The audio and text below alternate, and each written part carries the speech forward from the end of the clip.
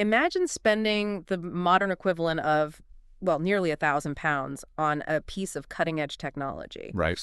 You haul this 3.5-pound metal block out of just a massive sea of bubble wrap, and the very first instruction in the manual tells you to find a spool of raw copper wire. Yeah, not a standard cable, raw wire. Raw wire. You have to trail it out your office window and literally hammer a grounding spike into the earth before you even think about plugging the thing in. It completely shatters the entire illusion we have today of frictionless tech, Oh, absolutely. Because today we just expect our hardware to, well, negotiate its own existence invisibly. It connects to the sum of human knowledge while we barely lift a finger. Right, it's just Wi-Fi. It's in the air. Exactly.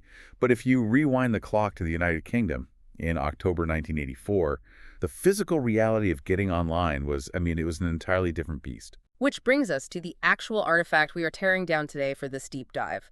We're looking at the Interlekt Portman modem, specifically going off a detailed review from the October 1984 issue of Personal Computer World magazine. It is a fascinating piece of hardware. It really is. So our mission today is to essentially deconstruct the sheer staggering mass of this thing, decode the architecture of its world standard AM7910 chip, and really navigate the absolutely labyrinthine government regulations that forced everyday users to act as, like, amateur high-voltage electrical engineers. Yeah, that context is everything. Because the premise of the Portman modem is vital to understand. It wasn't built by some scrappy consumer electronics startup trying to appeal to home hobbyists. Right.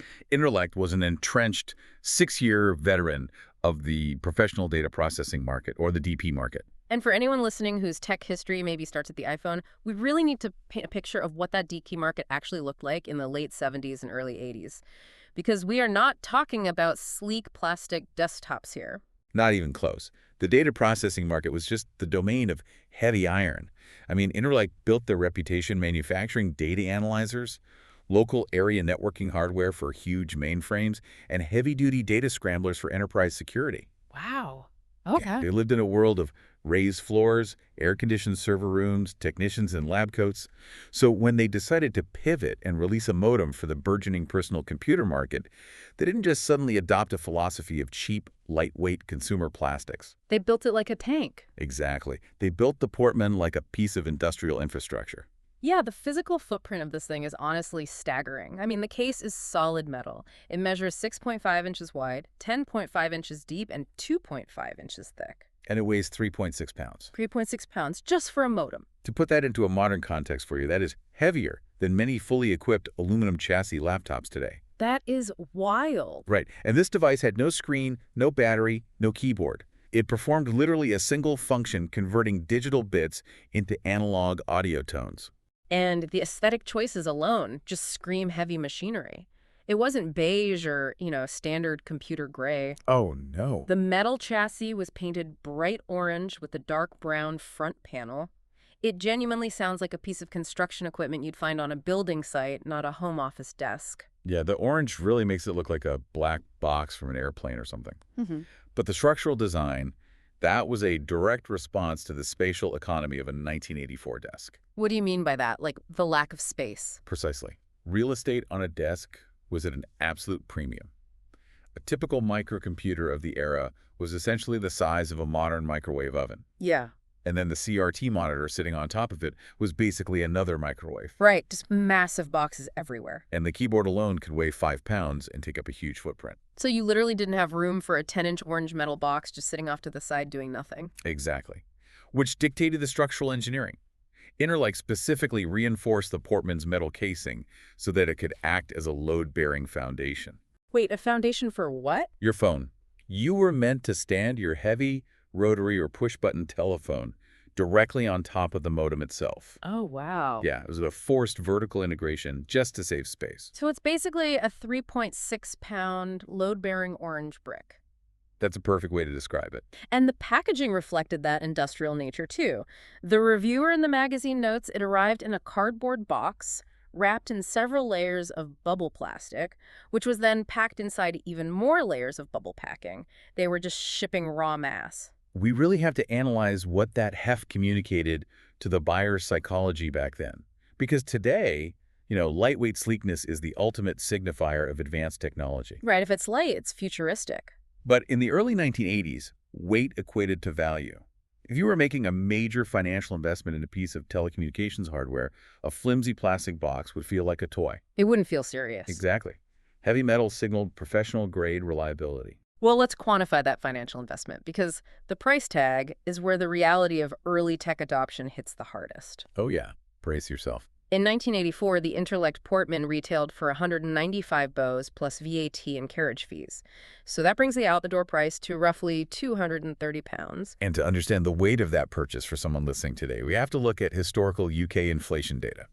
Adjusting that £230 to 2026 purchasing power, it balloons to a staggering £960. Nearly £1,000. Yep. For a device that operates at speeds we would consider a rounding error today. I mean, you are paying flagship smartphone prices for a single-function, load-bearing metal box. And the financial burden didn't even stop at the modem itself. Which brings us to a detail in the review that I think perfectly encapsulates the friction of 1980s computing. The missing cable. Yes, the missing cable. I mean, think about it. You drop £1,000, you excavate this orange fortress from its mountain of bubble wrap, and the manual casually informs you that the required RS-232 connection cable is excluded. You literally cannot connect the modem to your computer out of the box. We really need to dissect why this omission was such a massive hurdle. Today, a missing cable means a quick trip to a local shop to grab a standardized USB cord, right? Yeah, it's a minor annoyance. But in 1984, the RS-232 serial standard was incredibly chaotic in practice. Because the modem used a massive 25-pin D-sub connector on the back, but computers of that era didn't have a standardized matching port, did they? Exactly.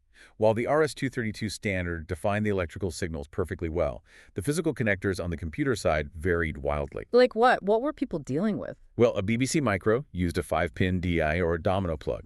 An Apple II required a highly specialized serial expansion card.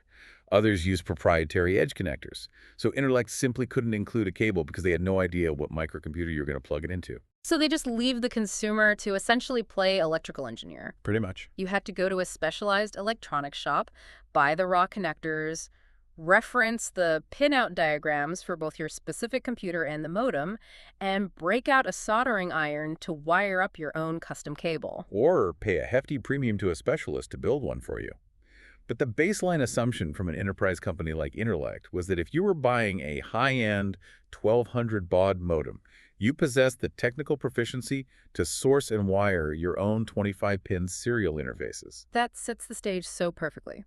So picture this. You've spent the £960, you've spent the weekend soldering your custom RS-232 cable, inhaling solder fumes. Naturally. The heavy orange box is sitting on your desk, your phone is proudly stacked on top of it.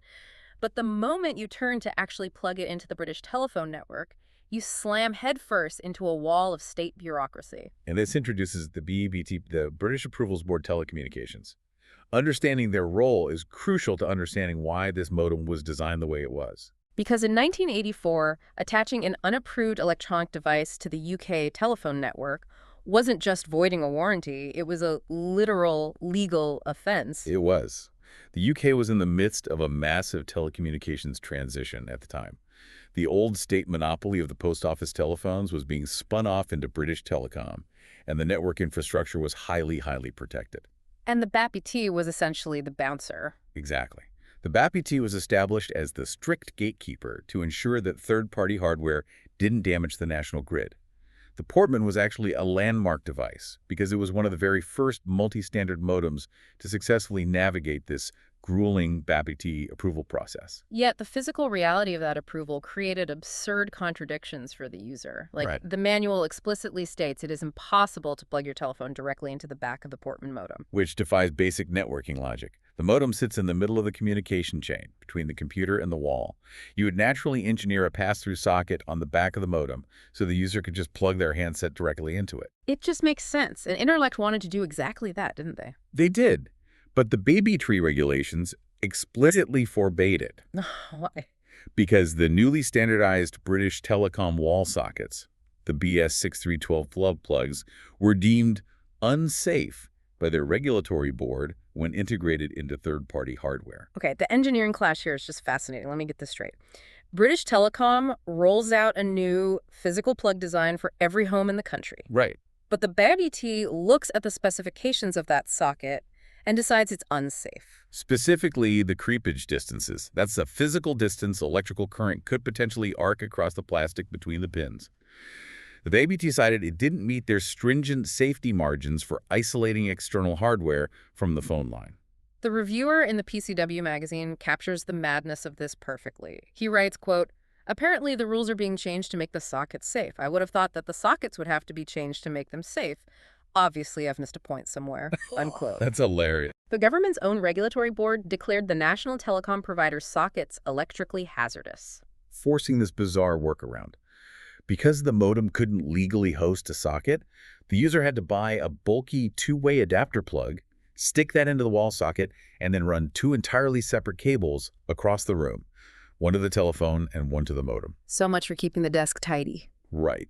But cable clutter aside, the BBT's obsession with isolation leads us to what is easily the single most intimidating feature on the back panel of the Portman, the Earth tag. The Earth tag. This is the exact point where digital data processing collides with raw, scary electrical engineering. It really is. So, nestled right next to the 25-pin RS-232 port and the mains fuse, there is a physical metal tag, and the manual gives the user this chilling directive. It says, "Hardwire to protective earth to a suitable earth." We really have to unpack the electrical realities of a 1984 telephone line to understand why this was mandated. Because the telephone line isn't just carrying low-voltage audio signals. No, it's carrying 48 volts of direct current just to power the line. And when the phone rings, the exchange sends 90 volts of alternating current down that wire. That's enough to give you a serious shock. But beyond the standard operating voltages, you have to remember those copper lines ran for miles on exposed wooden poles outside. Subject to the elements. Exactly. They were highly susceptible to lightning strikes or physical accidents where high-voltage mains power lines could collapse onto the telephone wires. And the manual vaguely references this. It states the earth wire is required to prevent hazardous voltages from passing across the telephone line interface when the Portman is not plugged into the mains. The engineering mechanism here is galvanic isolation. Inside the modem, the circuitry touching the phone line is supposed to be electrically separated from the circuitry touching your computer. Okay. But if a massive lightning surge hits the phone line while the modem is unplugged from the wall socket, meaning its standard electrical ground through the power plug is disconnected, that massive surge is going to look for a path to dissipate. And without a dedicated earth wire, that path could be arcing across the internal components, basically energizing the entire 3.6-pound metal chassis sitting on your desk. Yes. Anyone touching the modem, or even the computer connected to it, would become the path to ground. Yikes. The baby demanded a hard-wired, secondary protective earth to ensure that any rogue high voltage was shunted safely into the ground before it could electrocute the user. But practically speaking, what does a casual consumer in, say, a third-floor flat actually do with the instruction to find a suitable earth? Well, that's the problem. You can't just tape a wire to the carpet. You are essentially expected to source raw copper wire, attach it to the modem, and clamp the other end to a cold water pipe or a radiator valve. And you're just hoping that the building's plumbing is actually bonded to the earth properly? Right. The barrier to entry just becomes immense. You aren't just a computer user anymore. You are suddenly liable for the high voltage safety of your own home infrastructure. It's a huge shift in responsibility. The American market, particularly after the breakup of AT&T, was significantly more deregulated regarding consumer hardware attachment. But this strict paternalistic oversight of the BABT undoubtedly created a chilling effect on casual UK internet adoption. I mean, if the prerequisite to joining a local bulletin board is hammering a copper rod into the garden, only the deeply committed are going to make that leap. Exactly. But for those who did make the leap, who went through all that trouble, cracking open the metal case of the Portman revealed a masterclass in industrial electronics that really justified its enterprise origins. Yeah, let's get into the hardware. Because the reviewer opens the orange box and notes the internal architecture is just beautifully split across 3 very high-quality printed circuit boards, or PCBs. Right, there's a main PCB, a dedicated auto-answer PCB, and a third board handling the front panel controls. And modular PCB design is a staple of enterprise hardware, right? It is. It allows for easier troubleshooting and component replacement without scraping the entire machine. If one board fails, you swap it out. But the most revealing detail is what the reviewer actually finds etched onto the main fiberglass board. The empty spaces. Yes. the empty spaces. The board is printed with all the intricate traces and outlines for relays and capacitors, but the physical components are just missing. The slots are entirely unpopulated. Those empty slots expose the underlying economics of hardware manufacturing. Interlekt didn't design a unique custom board for the consumer Portman.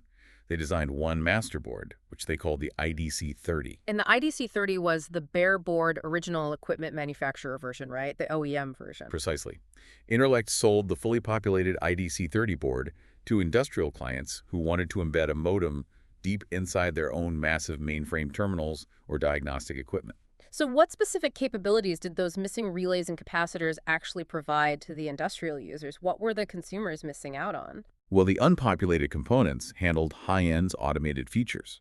Most importantly, they provided auto-dialing capabilities, meaning the computer could trigger the modem to dial a number completely without human intervention. Wow, which is something we just take for granted now. Totally. They also provided TTL, or transistor logic, outputs. Okay, we need to define TTL in this context because it contrasts really heavily with that RS-232 standard the consumer had to use. Sure. So standard RS-232 signaling operates on relatively high voltages, anywhere from negative 15 volts to positive 15 volts.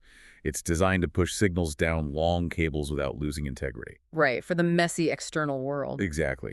TTL, on the other hand, operates strictly between 0 and 5 volts. It's the native language of the silicon chips themselves, deep on the motherboard. Ah, okay. So by providing TTL outputs on that industrial board, an enterprise client could basically wire the modem directly into the motherboard of their own equipment, bypassing the bulky RS-232 conversion entirely. Exactly. It was much cleaner for embedded systems. When manufacturing the consumer Portman, Interlekt simply took that master IDC-30 board, left all those expensive autodial and TTL components off the assembly line to cut costs, and shoved the nerfed board into the orange metal case. I mean, you pay nearly £1,000 in modern money, and you are literally staring at the ghosts of a better automated modem soldered right into the fiberglass. That's a bit tragic, yeah. But the core engine of the board, the piece of silicon that actually did the heavy lifting that remained intact, and the reviewer identifies it as the AM7910 chip. The AM7910 was a revolutionary piece of large-scale integration. The reviewer calls it the ubiquitous world standard modem chip, and honestly, that title was entirely earned. To understand why a single chip was such a breakthrough, we have to look at the fractured landscape of modem standards prior to 1984. It was a mess. Modems functioned by taking digital binary, ones and zeros, and modulating them into analog audio frequencies. That's a process called frequency shift keying, or FSK. Right, the screeching sounds. Yes, the screeching. But the specific pitches used for those ones and zeros were not universally agreed upon at all. It was like a digital Tower of Babel. Because if you wanted to dial in to a local hobbyist BBS, your modem needed to speak the CCITP V.21 standard. Right. But if you wanted to access the massive UK government view data service, Prestel, you had to use an entirely different audio language, CCITT V.23. And historically, achieving that meant buying two entirely separate modems, housing two different sets of discrete analog audio components, taking up twice the desk space, and costing twice as much. Which is just brutal. So the AM7910 chip changed the paradigm by moving all of that audio processing into the digital domain. Exactly. It acted as a universal translator, allowing the Portman to switch between these standards on the fly. It supported 1200 baud half duplex, 300 baud full duplex, and a highly specific 12075 asymmetric duplex speed. Let's actually break down that asymmetric speed, 1200 baud receive and 75 baud transmit. Why would a communication standard be deliberately lopsided like that? It was explicitly designed for services like Prestel. Presto was a video text system where users navigated through menus to read news, weather, or stock prices. Kind of like an early web browser experience, but text-based. Yeah, exactly. The central mainframe was sending massive blocks of blocky teletext-style graphics down the line to draw on your CRT screen. That requires the relatively fast 1200 baud download speed. But the user on the other end is just a human sitting at a keyboard, maybe occasionally typing a number to select a menu option. Right. Even a fast typist cannot outpace 75 baud, which translates to roughly 7 or 8 characters a second. Oh, wow. So you literally couldn't type fast enough to need more upload speed. Exactly. By splitting the bandwidth asymmetrically, the V.23 standard maximized the download speed for the heavy graphics while leaving just a tiny sliver of the frequency band open for the user's keystrokes. It's basically the 1984 equivalent of modern asymmetrical broadband, engineered specifically around the physical limitations of human typing speed. It's incredibly clever. It is. But while the AM7910 chip's multi-standard switching was brilliant, the review reveals that its true potential was legally suppressed. Oh, yeah. This is probably the most frustrating intersection of hardware capability and state regulation in this entire deep dive. Because the silicon architecture of the AM7910 was physically capable of generating the acoustic frequencies for the United States Bell standards, like Bell 103, in addition to all those European CCITT standards. Yeah. It could seamlessly speak both American and European data languages. Interlekt even planned to produce an export version of the Portman with both standards unlocked. But for the UK market, the BABT explicitly banned the use of the Bell frequencies. They shut it down. Which begs the question, if the chip is fundamentally just generating a different mathematical audio pitch, how does enabling the Bell frequency make the modem mathematically unsafe for the UK network? Well, the BBT's mandate wasn't limited to just preventing electrical fires or shocks. They were tasked with protecting the integrity of the network's signaling infrastructure as well. The signaling infrastructure being like how the network routes calls and manages billing. Exactly. The telephone network operated on frequency division multiplexing. Trunks carrying hundreds of calls simultaneously use specific audio tones to trigger automated switches and route connections. Oh, like the famous 2600 hertz whistle used by phone freaks to hijack long-distance lines. That is exactly the mechanism. British Telecom's network was calibrated around the European CCITT frequency bands. The regulatory fear was that if thousands of unapproved modems started blasting American Bell frequencies down the lines, those specific audio pitches might accidentally mimic the network's own internal control tones, causing crosstalk or triggering phantom billing or accidentally hanging up adjacent calls. Yeah, it's a classic defense mechanism of a state monopoly protecting its highly tuned analog infrastructure from foreign variables. But for the consumer who just spent nearly £1,000, it is maddening. You own the silicon capable of dialing into American mainframe systems, but a government board forces the manufacturer to artificially lock that feature away. It is incredibly frustrating. But despite the regulatory handicaps, Interlekt was aggressively trying to push the boundaries of the hardware they were allowed to sell. The review notes they were actively developing hardware buffers for 75 bits per second lines. Why would they need to do that? Because many early microcomputers simply lacked the processing architecture to handle split baud rates. They literally couldn't simultaneously process incoming data at a blazing 1200 baud while managing outgoing interrupts at a sluggish 75 baud. The microprocessors would just lock up. Exactly. So Interlekt was designing a middleman buffer to catch and hold the data, spoon-feeding it to the computer at a unified speed. It just highlights how raw and fragmented the hardware ecosystem was back then. Manufacturers were constantly inventing hardware patches just to force incompatible machines to talk to each other. It was a very DIY problem-solving era of computing. So we have this heavy enterprise-grade circuit board, artificially nerfed by regulations, missing its automation relays, communicating over a tangled custom RS-232 cable. How did the human being sitting at the desk actually execute a connection with this setup? Oh, the user experience. Because the UX in 1984 was deeply, intensely tactical. Tactical is the right word. Modern devices negotiate their handshakes entirely in the background. In 1984, the user was literally a mechanical component in the connection protocol. Let's actually walk through the manual process for originate mode, when you wanted to call out to a bulletin board. First, you physically pick up your telephone handset, which, remember, is sitting on top of the modem. Right. You dial the phone number on the rotary dial or the keypad. You hold the receiver to your ear, listening to the analog ringing on the line. You wait until the remote computer answers, and you listen for the modem tone, that high-pitched screech of the carrier signal. And the exact second your biological ear registers that pitch, you have to physically push a heavy toggle switch down on the front panel of the Portman, release it to lock the line, and then quickly slam the telephone handset down so the modem can take over the audio circuit. It requires timing, physical coordination, and auditory recognition. You are manually throwing a relay to bridge the digital connection. It's the ultimate manual transmission of networking. You are basically feathering the clutch of the internet. I love that analogy. But this demanding physical process was completely derailed by a hidden technical quirk that the manual entirely failed to mention. Ah, the pin 20 disaster. The pin 20 disaster. So the reviewer discovers that following the manual's instructions, dialing, listening, and throwing the switch often resulted in absolutely nothing happening. The modem would remain dead. The culprit was the DTR, or Data Terminal Ready Control Line, on the RS-232 cable. Which requires a brief dive into how RS-232 voltages actually signal state.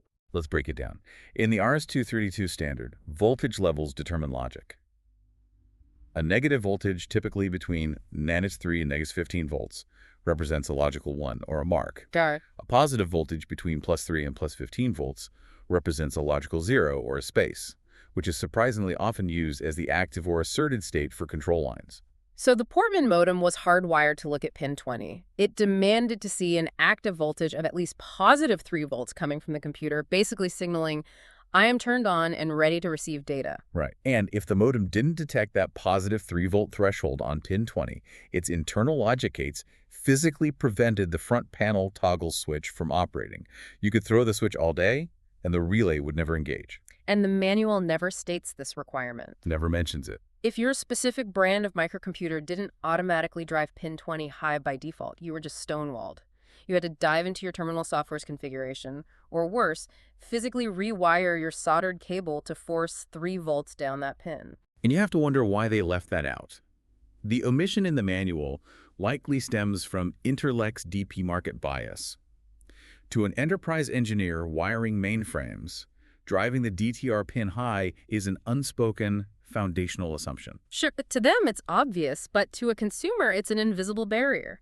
You are troubleshooting invisible voltages on a 25-pin grid just to make a mechanical switch function. And the physical interface on the front of the modem offered very little help in diagnosing these invisible failures. Yeah, let's talk about that front panel UI because it is a fascinating study in early non-standardized tech design. It really is. The primary control is a massive 6-position rotary switch on the left side to select your baud rate and mode. You physically clunk it into position. 300 baud answer, 1200 baud originate. And next to that heavy dial is a vertical bank of indicator LEDs, which were your only window into the machine's state. But the most prominent LED was a massive UI failure. There was a green light positioned right next to the toggle switch, clearly labeled data. Right. And any rational human being assumes that when the light-labeled data glows green, digital information is successfully flowing. Obviously. But the reviewer quickly discovers that the label is entirely misleading. That green LED only indicated that the internal relay had successfully connected to the physical telephone line. It just illuminated the moment the modem took the line off hook. It had absolutely zero correlation to actual data. You could be connected to a dead line, hearing static, receiving no carrier tone whatsoever, and that green data light would glow cheerfully, assuring you everything was fine. It's basically gaslighting the user. It perfectly illustrates the linguistic gap between hardware engineers and end users. To the electrical engineer who designed the circuit board, the modem had switched from voice mode to data mode circuitry, hence the label data. But to the user, it was just a lie. To actually figure out if data was moving, you had to ignore the green light and study the bank of red LEDs. Power, DTR, carrier detect, receive data, and transmit data. The reviewer actually praises the inclusion of separate receive and transmit LEDs. Because there were no graphical software interfaces to tell you your connection speed, watching those two lights flicker was your only diagnostic tool. Right. You could type a letter on your keyboard, watch the transmit light blink, and then wait to see if the remote mainframe echoed it back, triggering the receive light. It's a highly visceral, Morse code style of troubleshooting. But the reviewer also points out a critical omission that made diagnosing a bad cable or a missing 3-volt DTR signal incredibly painful. The lack of a local test mode. Yeah, this was a huge oversight. A local test mode, or loopback, isolates the hardware from the telephone network. Right. It basically routes the data you type into the modem straight back into the receive pin on your RS-232 cable, echoing it right onto your screen. So it verifies that your computer, your custom soldered cable, and the modem's internal logic board are all communicating properly before you introduce the chaos of the public telephone network. Exactly. Without a test mode, when a connection failed, you were flying totally blind. Was the bulletin board down? Did you throw the manual switch too late? Is the BABT-approved wall socket adapter faulty? Or is pin 20 missing its voltage? You simply couldn't isolate the variables. It's maddening. But despite the brutal manual originate process and the misleading UI, the reviewer is incredibly impressed by one specific, highly automated feature of the AM7910 architecture. The auto answer capability. Yes. While calling out was an exercise in manual timing, receiving calls was remarkably sophisticated. The reviewer set the heavy rotary dial to 300 answer, flipped the toggle to auto, and walked away for days. And the heavy orange box just sat there, automatically handshaking with incoming callers with zero overheating or data corruption. The brilliance here lies in the two distinct answering protocols supported by the auto answer PCB, Method A and Method B. Let's analyze the engineering difference between the two. Okay, so Method A is the hardware brute force approach. When the 90-volt AC ring current hits the modem, the hardware immediately answers the line, blasts the answering screech to establish the carrier tone, and only after the handshake is complete does it bother to assert a signal to the computer saying, I have a connection. So the modem acts autonomously. The computer doesn't even know the phone rang until the data starts flowing. Which is perfectly efficient for a dedicated 24-hour public bulletin board. Yeah. But Method B is far more elegant. Right. In Method B, the modem hears the ring current, but it refuses to answer. Instead, it translates that ring into a voltage spike and sends it down, pin 22 of the RS-232 cable, the ring indicator pin. It essentially taps the computer on the shoulder and says, the line is ringing, what do you want me to do? And then the software on the computer executes its own logic and sends command back to the modem instructing it to pick up. Putting the software in total control. The reviewer explicitly notes that Method B is essential for implementing a ring-back security system. Ringback was such a brilliant piece of analog security culture. It really was. Because you didn't want random people war dialing your number and finding your computer, you used the software to act as a bouncer. So you, the authorized user, would dial the modem, let it ring exactly one time, and then hang up. And the software logs that single ring via Method B. You wait exactly 30 seconds and dial again. The software recognizes the pattern, the secret analog knock, and only then does it command the modem to answer the line. It's a highly sophisticated use of telecommunications logic for the time. But in true Interlekt fashion, the consumer manual barely touched on how to configure any of this. Of course not.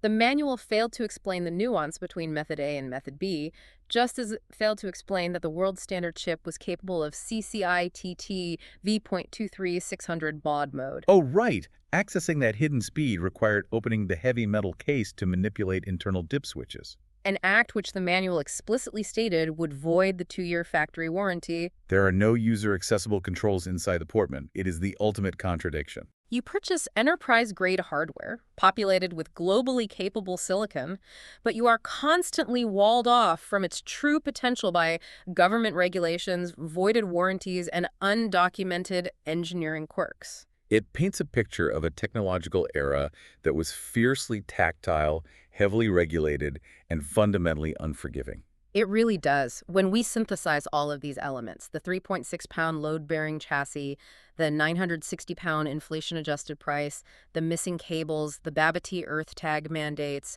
the multi-standard silicon, and the manual relay switches, what does the Portman truly represent? For me, it represents the sheer, stubborn, physical reality of early digital infrastructure. And that is exactly what I want you to consider the next time you connect to a network. Think about the physical mass of your digital life. The contrast is just profound. It is. The Interlekt Portman weighed nearly 4 pounds. It was armored in metal, painted bright industrial orange, and sat directly in the center of your desk, demanding that you stack your telephone right on top of it. It required you to run raw copper grounding wires. It demanded tactile-timed physical interaction, throwing heavy switches based on the analog screech of audio tones. It was a piece of heavy machinery you had to physically wrestle with to access the network. It forced the user to be intimately aware of the physical layer of telecommunications. Today, our modems are hidden, lightweight black boxes gathering dust behind a television, or they are entirely invisible microscopic cellular radios buried inside the glass of our smartphones. We don't listen for carrier tones. We don't solder 25-pin cables. No, we expect data to simply exist in the air around us, completely frictionless. But as the hardware that connects us to the sum total of human knowledge has become physically lighter and completely invisible, it raises a crucial question. Have we lost a fundamental understanding of and respect for the raw, precarious, physical infrastructure that actually keeps our modern world spinning? The internet is not ambient magic. It relies on thousands of miles of undersea fiber, massive climate-controlled data centers, and raw electrical grid power.